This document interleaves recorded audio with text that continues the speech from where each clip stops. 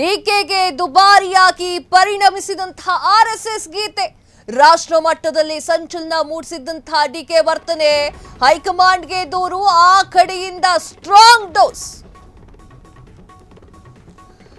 ಡಿಕೆಗೆ ದುಬಾರಿಯಾಗಿ ಪರಿಣಮಿಸಿರುವಂತಹ RSS ಗೀತೆ ರಾಷ್ಟ್ರ ಮಟ್ಟದಲ್ಲಿ ಸಂಚಲನ ಮೂಡಿಸಿದಂತಹ ಡಿಕೆ ವರ್ತನೆ ಹೈಕಮಾಂಡ್ಗೆ ದೂರು, ಆ ಕಡೆಯಿಂದ ಸ್ಟ್ರಾಂಗ್ ಡೋಸ್. ಹೈಕಮಾಂಡ್ ಕೊಟ್ಟ ಸ್ಟ್ರಾಂಗ್ ಡೋಸ್ಗೆ ಸುಸ್ತಾಗಿರುವಂತಹ ಡಿಕೆ. ಅದಕ್ಕೆ ಇಂದು ಬೆಳ್ಳಂಬೆಳಗ್ಗೆ ಡಿಕೆ ಶಿವಕುಮಾರ್ ಸುದ್ದಿಗೋಷ್ಠಿ, ನಸುಕಿನ ಜಾವದವರೆಗೂ ಕೂಡ ಡಿಕೆ ಶಿವಕುಮಾರ್ ಬೆಂಗಳೂರು ರೌಂಡ್ಸ್. ಬೆಳಿಗ್ಗೆ 11 ಗಂಟೆಗೆಲ್ಲ ವಿಧಾನಸೌಧದಲ್ಲಿ ಡಿಕೆ ಸುದ್ದಿಗೋಷ್ಠಿ. ಅರ್ಧ ಗಂಟೆಗೂ ಹೆಚ್ಚು ಕಾಲ ಡಿಕೆ ಶಿವಕುಮಾರ್ ಪ್ರೆಸ್ ಮೀಟ್ ಮಾಡಿದ್ದಾರೆ. ಪ್ರತಿ ಮಾತಿನಲ್ಲೂ ಡ್ಯಾಮೇಜ್ ಕಂಟ್ರೋಲ್ಗೆ ಡಿಕೆ ಯತ್ನ.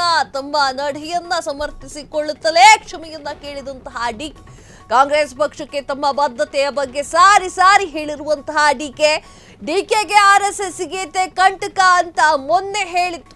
ನಮ್ಮ ಫ್ರೀಡಂ ಟಿವಿ ಡಿಕೆ ವಿರುದ್ಧ ಹೈ ಕಂಪ್ಲೇಂಟ್ ಬಗ್ಗೆ ಇಂಚಿಂಚು ವಿವರವನ್ನ ನೀಡಿತ್ತು. ನಿಮ್ಮ ಫ್ರೀಡಂ ಟಿವಿ ಖಚಿತ ನಿಖರ ಸುದ್ದಿ ಪ್ರಕಟಿಸಿದ್ದಂತಹ ನಿಮ್ಮ ಫ್ರೀಡಂ ಟಿವಿ. ಎಸ್ ವೀಕ್ಷಕರೇ, ನಮಸ್ತೆ. ಸದಾ ವತ್ಸಲೆ ಮಾತೃಭೂಮಿ, ಒಂದು 4-5 ಪದ ಇರ್ಬೋದು. ಆ ಪದ ಯಾರು ಹೇಳಿದ್ದಾರೆ ಅನ್ನೋದ್ರ ಮೇಲೆ ಡಿಫರೆನ್ಸ್ ಬೀಳುತ್ತೆ. ಇದೇ ಮಾತನ್ನ ಬಿಜೆಪಿ ಅವರು ಹೇಳ್ತಾ ಇರ್ತಾರೆ. ಯಾವಾಗ ನೋಡಿದ್ರು ನಮಸ್ತೆ ಸದಾ ವತ್ಸಲೆ ಮಾತೃಭೂಮಿ ಅಂತ ಹೇಳಿ ಆರ್ಎಸ್ಎಸ್ ಗೀತೆಗಳನ್ನ ಬಿಜೆಪಿ ಅವ್ರು ಹೇಳ್ತಾ ಇರ್ತಾರೆ. ಆಗ ಯಾವುದೇ ರೀತಿಯ ಪರಿಣಾಮಗಳು ಬೀರೋದಿಲ್ಲ. ಅದೇ ಮಾತನ್ನ ಕಾಂಗ್ರೆಸ್ ಒಬ್ಬ ನಾಯಕ ಹೇಳಿದ್ರೆ ಯಾವ ರೀತಿಯ ಪರಿಣಾಮ ಬೀರುತ್ತೆ ಅನ್ನೋದನ್ನ ನೀವೇ ನೋಡ್ತಾ ಇದ್ದೀರಾ. ಡಿಕೆ ಶಿವಕುಮಾರ್ ಅವರು ಸದನದಲ್ಲಿ ಹೇಳಿರುವಂತಹ ಆ ಒಂದು ಗೀತೆ ಭಾರಿ ಸಂಚಲನವನ್ನ ಮೂಡಿಸಿದೆ. ಡಿಕೆ ಶಿವಕುಮಾರ್ ವಿರುದ್ಧವಾಗಿ ಕಾಂಗ್ರೆಸ್ನ ನಾಯಕರು ಸಾಕಷ್ಟು ಜನ ವಿರೋಧವನ್ನ ವ್ಯಕ್ತಪಡಿಸಿದ್ರು ಕೂಡ ಡಿಕೆ ಶಿವಕುಮಾರ್ ಇರ್ಲಿ, ನಾನೇ ಅದಕ್ಕೇನು ತಲೆ ಕೆಡಿಸ್ಕೊಳ್ಳೋದಿಲ್ಲ, ನಾನು ಎಲ್ಲವನ್ನೂ ತಿಳಿದುಕೊಳ್ತೇನೆ, RSS ಬಗ್ಗೆಯೂ ತಿಳ್ಕೊಳ್ತೇನೆ, ಬಿಜೆಪಿ ಬಗ್ಗೆನೂ ತಿಳ್ಕೊಳ್ತೇನೆ, ಒಳಗಿರುವಂತಹ ಮೋದಿ ಬಗ್ಗೆನೂ ತಿಳ್ಕೊಳ್ತೇನೆ, ನನಗೆ ತಿಳುವಳಿಕೆಯನ್ನ ಪಡ್ಕೊಳ್ಳೋದು ಅಂದ್ರೆ ಬಹಳ ಇಷ್ಟ ಅಂತ ಹೇಳಿ ಡಿ ಕೆ ಶಿವಕುಮಾರ್ ಅವರು ಸಮರ್ಥನೆಯ ಮೇಲೆ ಸಮರ್ಥನೆಯನ್ನ ಕೊಡ್ತಾ ಇದ್ರು. ಆದ್ರೆ ಡಿ ಕೆ ಶಿವಕುಮಾರ್ ಅವ್ರು ನಿದ್ದೆ ಮಾಡಿಲ್ಲ ಅಂತ ಅನ್ಸುತ್ತೆ ನಿನ್ನೆ. ಯಾಕೆ ಹಿಂಗೆ ಹೇಳ್ತಾ ಇದ್ದೀನಿ ಅಂತಂದ್ರೆ, ಡಿ ಕೆ ಶಿವಕುಮಾರ್ ಅವರು ಸಿಟಿ ರೌಂಡ್ಸ್ ಅನ್ನ ಹಾಕ್ತಾ ಇದ್ರು. ತದಾದ ನಂತರ ತಾನು ಮಾತನಾಡಿರುವಂತಹ ಮಾತಿಗೆ ಇನ್ನೂ ಕೂಡ ಸಮರ್ಥನೆಯನ್ನ ಕೊಡ್ತಾ ಇದ್ದಾರೆ. ಫ್ರೀಡಂ ಟಿವಿ ಈ ಮೊದಲೇ ಹೇಳಿತ್ತು, ಡಿ ಕೆ ಶಿವಕುಮಾರ್ ಅವರು ನಿದ್ದೆಗಿಡುವಂತಹ ಕಾಲ ಬಂದೇ ಬರುತ್ತೆ RSS ಗೀತೆಯನ್ನ ಹಾಡಿದಾಗ ಅಂತ. ಆದ್ರೆ ನಾವೆಲ್ಲ ಹೇಳ್ತಾ ಇದ್ದೀವಿ, ಡಿ ಕೆ ಶಿವಕುಮಾರ್ ಅವರಿಗೆ ಇದರ ಬಗ್ಗೆ ಅಂದ್ರೆ ನಮಸ್ತೆ ಸದಾ ವತ್ಸಲೆ ಮಾತೃಭೂಮಿ ಎನ್ನುವಂತ RSS ಗೀತೆಯನ್ನ ಹೇಳಿದ್ರೆ ಏನಾಗುತ್ತೆ ಅನ್ನುವಂತಹ ಮುಂದಾಲೋಚನೆ ಇರಲಿಲ್ವಾ?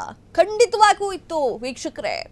ಡಿ ಕೆ ಶಿವಕುಮಾರ್ ಅವರು ಯಾವ ರೀತಿಯಾಗಿ ಎಲ್ಲರಿಗೂ ಕೂಡ ಆನ್ಸರ್ ಕೊಡಬೇಕೋ, ತಾನು ಪಕ್ಷದ ಒಳಗಡೆ ಏನು ಅನ್ನುವಂತಹ ವಿಚಾರವನ್ನ ಯಾರ್ಯಾರಿಗೆ ಹೇಳಬೇಕು ಅನ್ನೋದನ್ನ ಗಮನದಲ್ಲಿಟ್ಟುಕೊಂಡೇ ಆ ಒಂದು RSS ಗೀತೆಯನ್ನ ಹಾಡಿದ್ದಾರೆ.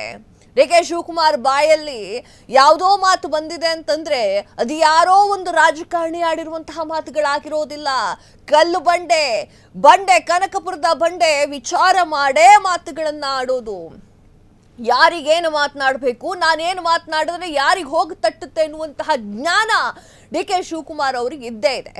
ಸುಮ್ಮನೆ ಅಂತೂ ಹೇಳಿರುವಂತಹ ಮಾತು ಇದು ಅಲ್ಲವೇ ಅಲ್ಲ. ಏನೋ ಡಿ ಕೆ ಶಿವಕುಮಾರ್ ವಿರುದ್ಧವಾಗಿ ಮಾತನಾಡ್ತಾ ಇದ್ದವರನ್ನ ತನ್ನ ತಿಳುವಳಿಕೆಗಾಗಿ RSS ಗೀತೆಯನ್ನ ಹೇಳದೆ ಎನ್ನುವಂತಹ ವಿಚಾರವನ್ನು ಕೂಡ ಅವರು ಮಾತನಾಡ್ತಾರೆ. ಆದರೆ ಹೈಕಮಾಂಡ್ ಇದರ ಬಗ್ಗೆ ಗಟ್ಟಿಯಾದ ನಿರ್ಧಾರವನ್ನ ಕೈಗೊಳ್ತು ಅಂತ ಕಾಣಿಸ್ತಾ ಇದೆ. ಅದಕ್ಕೆ ಡಿ ಕೆ ಶಿವಕುಮಾರ್ ಅವರ ನಿದ್ದೆಗೆಟ್ಟಿದೆ. ಡಿ ಕೆ ಶಿವಕುಮಾರ್ ಅವರು ಬೆಂಗಳೂರನ್ನ ವೀಕ್ಷಣೆ ಮಾಡ್ತಾ ಇದ್ರು ರಾತ್ರಿ ಎಲ್ಲ. ಅದಾದ ನಂತರ 11 ಗಂಟೆ ಯಾವಾಗ ಆಗುತ್ತೋ ಅಂತ ಕಾಯ್ತಾ ಕೂತ್ಕೊಂಡಂಗೆ ಕಾಣಿಸ್ತಾ ಇತ್ತು. 11 ಗಂಟೆಗೆ ಪ್ರೆಸ್ ಮೀಟ್ ಅನ್ನ ಕರೀತಾರೆ. ತಾವು ಹೇಳಿರುವಂತಹ ಮಾತಿಗೆ ಸಮರ್ಥನೆಯನ್ನ ಕೊಟ್ಟಗಂತಾನೆ ಕ್ಷಮೆಯನ್ನ ಕೇಳಿರುವಂತಹ ಡಿ ಕೆ ಶಿವಕುಮಾರ್ ಅವರು ಬಾಯಿ ಮಾತಲ್ಲಿ ಹೇಳಿದ್ರು, ಹೈಕಮಾಂಡ್ ನಿಂದ ಇದ್ರ ಬಗ್ಗೆ ಏನ್ ಹೇಳಿಲ್ವೇ ಅಂತ. ಆದರೆ ಒಳಗೆ ಏನ್ ನಡೆದಿದೆ ನನಗೂ ಗೊತ್ತಿಲ್ಲ, ನಿಮಗೂ ಗೊತ್ತಿಲ್ಲ. ಆ ಒಂದು ಕಾರಣಕ್ಕೆ ಡಿ ಕೆ ಶಿವಕುಮಾರ್ ಅವರು ಕ್ಷಮೆಯನ್ನ ಕೇಳಿದ್ದಾರೆ. RSS ಗೀತೆ ರಾಷ್ಟ್ರಗೀತೆಗೆ ಶತ್ರು, ಇದು ಕಾಂಗ್ರೆಸ್ ಸಿದ್ಧಾಂತಕ್ಕೆ ವಿರುದ್ಧವಾಗಿದೆ. ಎಸ್ ವೀಕ್ಷಕರೇ, ಹೈಕಮಾಂಡ್ಗೆ ದೂರು ಸಲ್ಲಿಸಿರುವಂತಹ ಹಿನ್ನೆಲೆಯಲ್ಲಿ ಸಾಕಷ್ಟು ಜನ ಮಾತನಾಡಿರ್ತಾರೆ. ಡಿ ಕೆ ಶಿವಕುಮಾರ್ ಅವರು ನಮಸ್ತೆ ಸದಾ ವತ್ಸಲೆ ಭೂಮಿ ಹಾಡನ್ನು ಹಾಡಿದ್ದಾರೆ, RSS ಗೀತೆಯನ್ನ ಹಾಡಿದ್ದಾರೆ, ಇದು ವಿರುದ್ಧವಾಗಿರುವುದು ಅಂತ ಹೇಳಿ ಸಾಕಷ್ಟು ಜನ ಅಂದುಕೊಳ್ತಿರ್ತಾರೆ, ಸಾಕಷ್ಟು ಜನ ದೂರನ್ನ ನೀಡಿರ್ತಾರೆ. ಇದಕ್ಕೆ ಸಂಬಂಧಪಟ್ಟಂತೆ ಹೈಕಮಾಂಡ್ ಮಾತಾಡಿದೆ. 11 ಗಂಟೆಯಲ್ಲಿ ಪ್ರೆಸ್ ಮೀಟ್ ಅನ್ನ ಕರೀತಾರೆ. RSS ಗೀತೆ ಹಾಡಿದ್ದಕ್ಕೆ ಕ್ಷಮೆಯನ್ನ ಕೇಳಿರುವಂತಹ D K Shivakumar, high complaint ಬೆನ್ನಲ್ಲೇ ಡಿ ಕೆ ಯು ಟರ್ನ್. ನಾನು ಲಾಯಲ್ ಕಾಂಗ್ರೆಸ್ನವನು, ಯಾರ ಮನಸ್ಸು ನೋಯಿಸುವ ಉದ್ದೇಶ ನಂಗಿಲ್ಲ. RSS ಗೀತೆ ಹಾಡಿದ್ದಕ್ಕೆ ಕ್ಷಮೆ ಕೇಳಿರುವಂತಹ ಡಿಕೆ, ಹೈ ಕಂಪ್ಲೇಂಟ್ ಬೆನ್ನಲ್ಲೇ ಡಿಕೆ ಯು ಟರ್ನ್. ನಾನು ಲಾಯಲ್ ಕಾಂಗ್ರೆಸ್ನವನು, ಯಾರ ಮನಸ್ಸನ್ನ ನೋಯಿಸುವಂತ ಉದ್ದೇಶ ನಂಗಿಲ್ಲ. ಕಾಂಗ್ರೆಸ್ ಕಾರ್ಯಕರ್ತರಿಗೆ ನಾನು ಕ್ಷಮೆಯನ್ನ ಕೇಳ್ತೇನೆ, ಇಂಡಿಯಾ ಅಲಯನ್ಸ್ಗೂ ಕೂಡ ನಾನು ಕ್ಷಮೆಯನ್ನ ಕೇಳ್ತೇನೆ, BK ಹರಿಪ್ರಸಾದ್ ಅವರಿಗೂ ಕೂಡ ನಾನು ಕ್ಷಮೆಯನ್ನ ಕೇಳ್ತೇನೆ, ಅಪಾಲಜಿ ಕೇಳೋದ್ರಲ್ಲಿ ತಪ್ಪೇನಿಲ್ಲ ಅಂತ ಹೇಳಿ ಡಿ ಕೆ ಶಿವಕುಮಾರ್ ಸಮರ್ಥನೆ. ನಾನು ಬಾರ್ನ್ ಕಾಂಗ್ರೆಸ್ನವನು, ನಾನು ಡೈ ಆಗೋವರೆಗೂ ಕೂಡ ಕಾಂಗ್ರೆಸ್ನವನೇ ಆಗಿರ್ತೇನೆ. ಕಾಂಗ್ರೆಸ್ ಎಡೆಗಿನ ನನ್ನ ಬದ್ಧತೆ ಪ್ರಶ್ನೆ ಮಾಡುವವರು ಮೂರ್ಖರು. ಕ್ಷಮೆಯನ್ನ ಕೇಳ್ತಾನೆ ಕೌಂಟರ್ನ ಕೊಟ್ಟಿರುವಂತಹ DCM D K Shivakumar. Yes ವೀಕ್ಷಕರೇ, ಡಿ ಕೆ ಶಿವಕುಮಾರ್ ಅವರು ಕ್ಷಮೆಯನ್ನ ಕೇಳಬೇಕು ಅಂತ ಹೇಳಿ ಪಟ್ಟು ಹಿಡ್ಕೊಂಡು ಕೂತ್ಕೊಂಡಿದ್ದಂತಹ ಕಾಂಗ್ರೆಸ್ ನಾಯಕರ ಬಳಿಯಲ್ಲಿ ಶರಣಾಗಿರುವಂತಹ ಡಿ ಕೆ ಶಿವಕುಮಾರ್ ಅವರು. ಹೈಕಮಾಂಡ್ ನಲ್ಲಿ ಏನೋ ನಡೆದಿದೆ, ಹೈಕಮಾಂಡ್ ಸರಿಯಾದ ಒಂದು ಟಕ್ಕರನ್ನೇ ಡಿ ಕೆ ಶಿವಕುಮಾರ್ ಅವರಿಗೆ ಕೊಟ್ಟಿರುತ್ತೆ. ಸೊ ಆ ಒಂದು ಕಾರಣಕ್ಕೆ ಡಿ ಕೆ ಶಿವಕುಮಾರ್ ಅವರು ಕ್ಷಮೆಯನ್ನ ಕೇಳಿದ್ದಾರೆ. BK ಹರಿಪ್ರಸಾದ್ ಅವರು ಒಂದು ಕಮೆಂಟ್ ಮಾಡ್ತಾರೆ, ಕಮೆಂಟ್ ಅಂತ ಹೇಳಲ್ಲ, ಹೇಳಿಕೆಯನ್ನ ಕೊಡ್ತಾರೆ. ಇದು ಸಲ್ಲದ್ದು ಎನ್ನುವಂತಹ ವಿಚಾರವನ್ನು ಅವರು ಮಾತನಾಡ್ತಾರೆ. ಅವರಷ್ಟೇ ಅಲ್ಲ, ಸಾಕಷ್ಟು ಜನ ಕಾಂಗ್ರೆಸ್ನ ನಾಯಕರು ಮಾತನಾಡ್ತಾರೆ. ಆಗ ಡಿ ಕೆ ಶಿವಕುಮಾರ್ ಅವರು ಸೈಲೆಂಟ್ ಆಗಿರ್ತಾರೆ. ಆದರೆ ನಿನ್ನೆ ರಾತ್ರಿ ಅದು ಏನ್ ನಡೆದಿದೆಯೋ ಗೊತ್ತಿಲ್ಲ. ಡಿ ಕೆ ಶಿವಕುಮಾರ್ ಅವರು ಮೋಸ್ಟ್ಲಿ ನಿದ್ದೆ ಮಾಡಿದ್ದು ಸುಳ್ಳು, ನಿದ್ದೆಯಿಂದ ಎದ್ದು ಬಂದು ಸಿಟಿ ಅರೌಂಡ್ ಹಾಕಿದ್ದಾರೆ ಅಂತ ಅನ್ಸುತ್ತೆ ಮೋಸ್ಟ್ಲಿ. ಆದ್ರೆ ಇವತ್ತು ಡಿ ಕೆ ಶಿವಕುಮಾರ್ ಅವರು ಸರಿಯಾದ ಟಕ್ಕರನ್ನ ಕೊಟ್ಕೊಳ್ತಲೇ ಕ್ಷಮೆಯನ್ನ ಕೇಳಿದ್ದಾರೆ. ನಾನು ಯಾವುದೋ ಪಕ್ಷದಿಂದ ಬಂದವನಲ್ಲ, ಹುಟ್ಟಾ ಕಾಂಗ್ರೆಸ್ನವನು, ನಾನು ಸತ್ರು ಕೂಡ ಕಾಂಗ್ರೆಸ್ ಅಲ್ಲಿ ಇದ್ಕೊಂಡೇ ಸಾಯ್ತೀನಿ, ಡೈ ಆಗೋದು ಕೂಡ ಕಾಂಗ್ರೆಸ್ ಅಲ್ಲೇ ಅಂತ ಹೇಳಿ ಡಿ ಕೆ ಶಿವಕುಮಾರ್ ಅವರು ಒಂದಿಷ್ಟು ಟಕ್ಕರನ್ನ ಕೊಟ್ಟಿದ್ದಾರೆ. RSS ಗೀತೆ ಎಫೆಕ್ಟ್ ಬಿಹಾರದಲ್ಲಿ ಡಿಕೆಗೆ ಏನಾಗಿತ್ತು ಮುಜುಗರ. ಈ ಒಂದು ಬಿಹಾರದಲ್ಲಿ ಏನಾಯಿತು ಎಂಬುದನ್ನ ವಿವರಿಸಿದಂತಹ ಡಿಕೆ, RSS ಗೀತೆಯ ಎಫೆಕ್ಟ್ ಬಿಹಾರದಲ್ಲಿ ಡಿಕೆಗೆ ಆಗಿತ್ತ ಮುಜುಗರ. ಬಿಹಾರದಲ್ಲಿ ಏನಾಯ್ತು ಎಂಬುದನ್ನ ವಿವರಿಸಿದಂತಹ ಡಿಕೆ, ನಾನು ಮೊನ್ನೆ ಬಿಹಾರಕ್ಕೆ ಹೋಗಿದ್ದೆ, ಅಲ್ಲಿನವರು ನನ್ನನ್ನ ಈ ಬಗ್ಗೆ ಕೇಳಿದ್ರು, ನನ್ನ ನಾಯಕರೊಬ್ರು ಮಾತನಾಡಿದ್ರು, ಅವರಿಗೆ ಸಂದರ್ಭ ಬಂದಾಗ ಉತ್ತರವನ್ನ ಕೊಡ್ತೇನೆ. ಗೂಢಾರ್ಥದ ಹೇಳಿಕೆ ಕೊಟ್ಟಿರುವಂತಹ ಡಿ ಕೆ ಶಿವಕುಮಾರ್. ಎಸ್ ವೀಕ್ಷಕರೇ, ಡಿ ಕೆ ಶಿವಕುಮಾರ್ ಅವರು RSS ಗೀತೆಯನ್ನು ಹಾಡಿದ್ರು. ತದಾದ ನಂತರ ಅದರ ಬಗ್ಗೆ ಸಾಕಷ್ಟು ಮೇಲೆ ತೇಲುವಂತಹ ಮಾತುಗಳನ್ನು ಹೇಳಿ ತೇಲ್ಸಿಬಿಟ್ರು. ಆದರೂ ಕೂಡ ಆ ಒಂದು ಬಿಸಿ ಇದೆಯಲ್ಲ, ಬಿಸಿ ಎಂಡ್ ಆಗಿಲ್ಲ. ಆ ಬಿಸಿ ಎಲ್ಲಿವರೆಗೆ ಹೋಗಿತ್ತು ಅಂದರೆ ಕಾಂಗ್ರೆಸ್ನ ಹೈಕಮಾಂಡ್ವರೆಗೂ ಕೂಡ ಹೋಗಿ ತಲುಪಿತ್ತು. ಇಲ್ಲಿರುವಂತಹ ನಾಯಕರ ಮಾತಿಗೆ ತಲೆ ಕೆಡಿಸ್ಕೊಳ್ಳದೆ ಇರುವಂತಹ ಡಿಕೆ ಹೈಕಮಾಂಡ್ ನಾಯಕರು ಹೇಳಬೇಕಾದ್ರೆ ಗಪ್ ಚುಪ್ಪಾಗಿದ್ರು.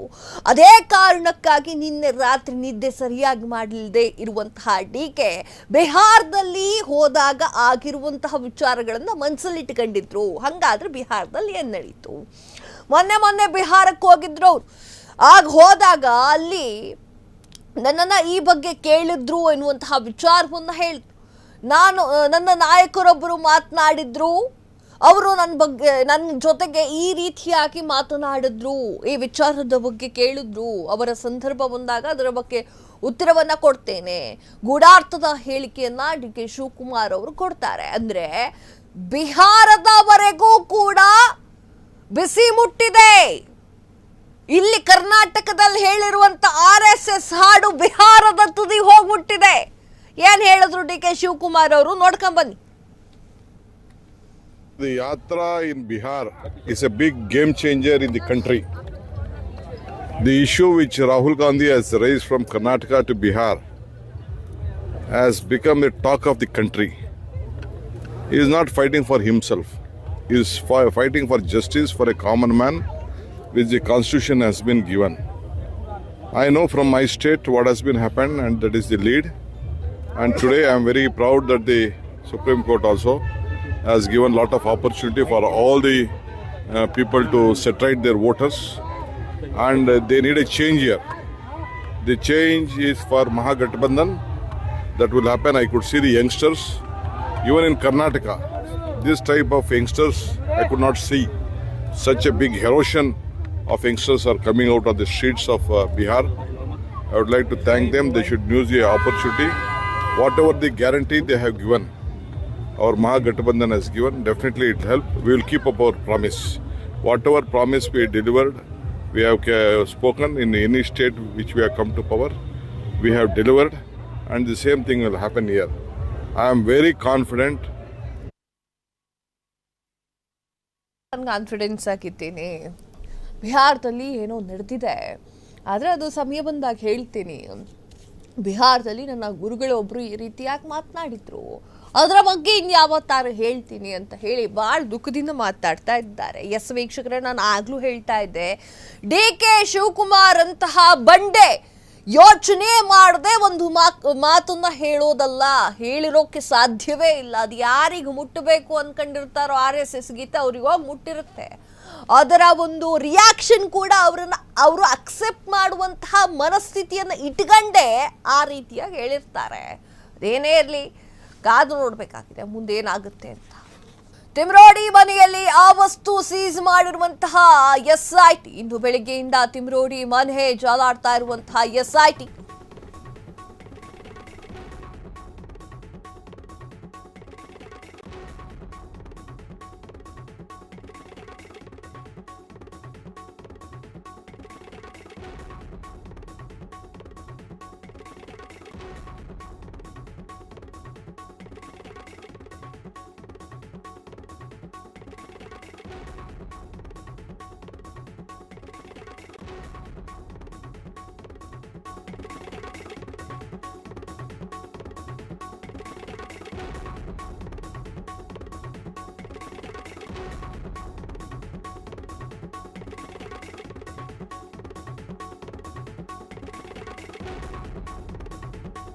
ತಿಮ್ರೋಡಿ ಮನೆಯಲ್ಲಿ ಆ ಒಂದು ವಸ್ತು ಸೀಸ್ ಮಾಡಿರುವಂತಹ SIT. ಇಂದು ಬೆಳಿಗ್ಗೆಯಿಂದ ತಿಮ್ರೋಡಿ ಮನೆ ಜಾಲಾಡ್ತಾ ಇರುವಂತಹ SIT.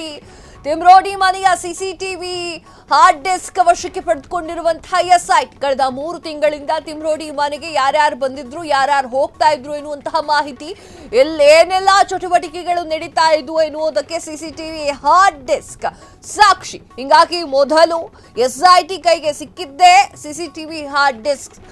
ಹೀಗಾಗಿ ತಿಮ್ರೋಡಿ ಮನೆಗೆ ಬಂದು ಹೋದವರಿಗೆ ನಡುಕ ಶುರುವಾಗಿದೆ. ಚೆನ್ನಯ್ಯ ಮೊಬೈಲ್ ಸೇರಿ ಆತನ ವಸ್ತುಗಳನ್ನು ಜಪ್ತಿ ಮಾಡಿರುವಂತಹ ತನಿಖಾ ತಂಡ ಚೆನ್ನಯ್ಯ ನೀಡಿರುವಂತಹ ಸಂದರ್ಶನದ ಸ್ಥಳ ಏನಿದೆ ಅಲ್ಲ, ಅದರ ಬಗ್ಗೆಯೂ ಕೂಡ ಸ್ಥಳ ಮಹಜೂರು ಮಾಡಲಿಕ್ಕೆ SIT ತಂಡ ಶುರು ಮಾಡ್ಕೊಂಡಿದೆ. ಮುಂಜಾಗ್ರತಾ ಕ್ರಮವಾಗಿ ತಿಮ್ರೋಡಿ ಮನೆ ಬಳಿ ಭಾರಿ ಭದ್ರತೆಯನ್ನ ಕೊಡಲಾಗ್ತಾ ಇರುವಂತದ್ದು. ಎಸ್ ವೀಕ್ಷಕರೇ, ತಿಮ್ರೋಡಿ ಅವರಿಗೆ ಭಾರಿ ಭದ್ರತೆಯನ್ನು ಕೊಡಬೇಕು. ಯಾಕೆ ಕೊಡಬೇಕು ಅಂತಂದ್ರೆ, ಪಟಾಳಂ ಹಂಗಿದೆ, ಶಿಷ್ಯಂದಿರು ಹಂಗಿದ್ದಾರೆ. ಯಾಕೆ ಹಿಂಗೆ ಹೇಳ್ತಾ ಇದ್ದೀನಿ ಅಂದ್ರೆ, ಹಿಂದೊಮ್ಮೆ ತಿಮ್ರೋಡಿ ಅವರನ್ನ ವಶಕ್ಕೆ ಪಡೆದುಕೊಂಡು ಹೋಗ್ತಾ ಇತ್ತಲ್ಲ ಯಾರು, ಪೊಲೀಸರು ಬಂದಿರುವಂಥದ್ದು 100 ಜನ, ಆದ್ರೆ ತಿಮ್ರೋಡಿ ಪಟಾಳಂ 1000 ಜನ ಬಂದಿತ್ತು. ಆ ಒಂದು ಕಾರಣಕ್ಕಾಗಿ ಈಗ ತಿಮ್ರೋಡಿ ಮನೆ ಬಳಿ ಭಾರಿ ಭದ್ರತೆಯನ್ನ ಮಾಡಲಾಗ್ತಾ ಇರುವಂಥದ್ದು. ಈಗ ವಿಷಯಕ್ಕೆ ಬರ್ತೀನಿ. ತಿಮ್ರೋಡಿ ಮನೆಯಲ್ಲಿ ಆ ಒಂದು ವಸ್ತುವನ್ನ SIT ತನಿಖಾ ತಂಡ ಎತ್ಕೊಂಡು ಹೋಗಿದೆ. ಯಾವ ವಸ್ತು? CCTV hard disk.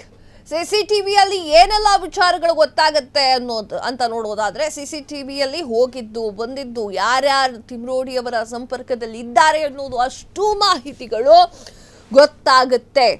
ತಿಮ್ರೋಡಿ ಅವರು ಮನೆಗೆ ಬರ್ತಾ ಇದ್ದವ್ರು ಯಾರು, ಅಲ್ಲಿ ಮನೇಲಿ ಉಳ್ಕೊಂಡವ್ರು ಯಾರು, ಉಳ್ಕೊಂಡು ವಿಡಿಯೋ ಮಾಡಿದವ್ರು ಯಾರು, ಎಲ್ಲವೂ ಕೂಡ SITಗೆ ಸಿಗುತ್ತೆ. ಸೊ ಆ ಒಂದು ಕಾರಣಕ್ಕೆ ಇದು ಮುಗಿಯದಂತಹ ಕತೆ. ಹಿಂಗಾಗಿ ತಿಮ್ರೋಡಿ ಮನೆಗೆ ಬಂದು ಹೋದವರಿಗೆಲ್ಲರಿಗೂ ಕೂಡ ನಡಕ ಶುರುವಾಗಿದೆ. ಚಿನ್ನಯ್ಯನ ಮೊಬೈಲ್ ಸೇರಿ ಹಲವಾರು ವಸ್ತುಗಳನ್ನ ಜಪ್ತಿ ಮಾಡ್ಕೊಂಡಿರುವಂತಹ ತನಿಖಾ ತಂಡ ಚಿನ್ನಯ್ಯ ನೀಡಿರುವಂತಹ ಸಂದರ್ಶನದ ಸ್ಥಳವನ್ನ ಕೂಡ ಮಹಜೂರು ಮಾಡ್ಕೊಂಡಿದೆ. ಮುಂಜಾಗ್ರತಾ ಕ್ರಮವಾಗಿ ತಿಮ್ರೋಡಿ ಮನೆಯ ಬಳಿ ಭಾರಿ ಭದ್ರತೆಯನ್ನ ಕೂಡ ಕಲ್ಪಿಸಲಾಗಿರುವಂತದ್ದು. ಕ್ಷಣ ಕ್ಷಣದ ಸುದ್ದಿಗಳಿಗಾಗಿ ಫ್ರೀಡಂ ಟಿವಿ ಸಬ್ಸ್ಕ್ರೈಬ್ ಮಾಡಿ, ಲೈಕ್ ಮಾಡಿ ಹಾಗೂ ಫಾಲೋ ಮಾಡಿ. ಹೊಸ ಸುದ್ದಿಗಳ ನೋಟಿಫಿಕೇಶನ್ಗಾಗಿ ಬೆಲ್ ಐಕಾನ್ ಮೇಲೆ ಕ್ಲಿಕ್ ಮಾಡಿ.